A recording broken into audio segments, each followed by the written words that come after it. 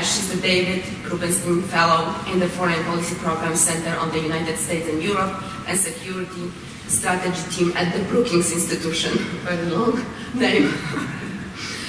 She's also an adjunct professor of European Studies at the Paul H. Nietzsche School of Advanced International Studies at Johns Hopkins University. She specializes in Russian foreign policy, European populism, and US-Russia-Europe relationship. Her recent book, The Dark Side of European Integration, examines the rise of far-right political parties in Western and Eastern Europe. And last but not least, we have Rudra Sil, who is professor here at Political Science Department at UPenn, and the essayist director of the Huntsman Program in International Studies and Business. He holds a PhD from University of California, Berkeley, and has been teaching in Penn since 1996. His research and teaching encompass comparative politics, Russian post-communist studies, Asian studies, and politics of labor and international development.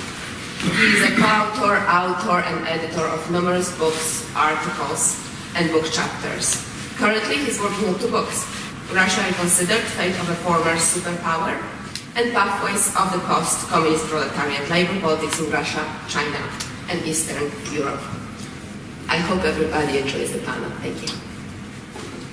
Okay, so thank you, Anna, and thanks to Penn and FPRI for the invitation. You know, Clint said one thing you can count on the military and the Department of Defense to do is do what you tell them. So since my agency tells me I have to give you a disclaimer up front, I'll give you a disclaimer up front and say that my remarks reflect my opinions and do not reflect the policy or position of the U.S. Army War College, the Department of Defense, and the U.S. government. So with that said, so we're going to talk, we've been asked to talk about whether Russia's strategy is working or backfiring. So I'm going to structure my remarks. I'm going to talk a little bit about my assessment of is it working, and then talk a little bit about why Russia might be doing what it's doing. So I think we've established earlier in the morning, Russia is trying to undermine democracy in the West. Russia is interfering in Western electoral processes. I want to come at it a little bit from the why. So I'll start by saying, despite the narrative you hear, especially in the world I live in the military and policy world, of a resurgent Russia and a Russia on the march, it's been a pretty bad 5 years for Russia. If you look from late 2013, before Ukraine kicked off, to now, in terms of perceptions of Russia among Western publics, in terms of Russia's economic prospects, and in terms of Russia's security, I think all 3 have gotten worse in the last 5 years. Their interference in Western elections, in maybe you may start with the Brexit referendum, certainly our election, and then subsequent elections, is only part of the reason for those things. It really started with Ukraine in 2014.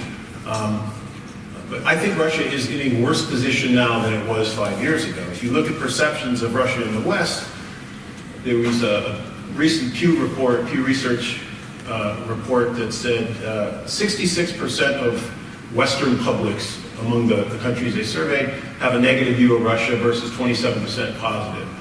As recently as 2011, Russia was about 50% popular in the West. So its popularity rating stands now at 27%, is about 50%, or double almost.